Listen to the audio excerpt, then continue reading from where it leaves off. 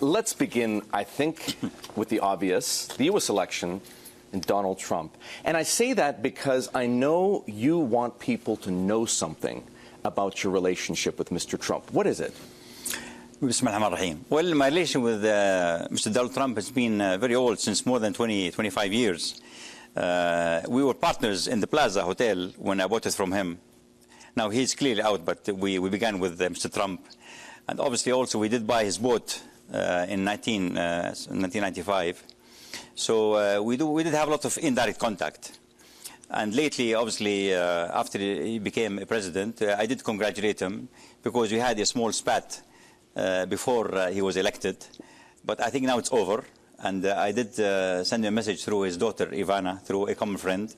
And also Tom Barak, who is a common friend, is also mediating between me and I to try to find suitable time so we can meet together. Your Royal Highness, as a global investor, because that is what you are you more or less confident than you would have been had Hillary Clinton become president? You know, as a Saudi citizen and as a member of Saudi royal family and as an independent person, I do not like to interfere in U.S. politics at all, frankly speaking. I've had very good relationship with both administrations, whether it's Republican or Democrat, and I'm willing to live with any administration. What's important is the policies. It's the policies. That's what I'm getting at. Counts. Are you more or less confident in the prospects for the U.S. economy, for the global economy, for the returns that you can generate with your investments? Well, look, to be honest, when Mr. Obama took the reins in 8 years ago, the U.S. economy was not in good shape at all. It was almost in bankrupt situation.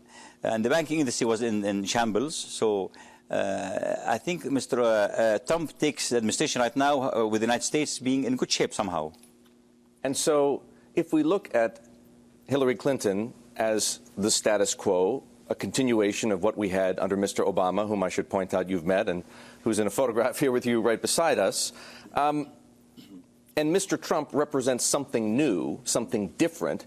How do you invest accordingly? Do you do anything differently than what you've been doing for the past 8 years under Mr. Obama? No doubt that this election in the United States was unique, was one of a kind.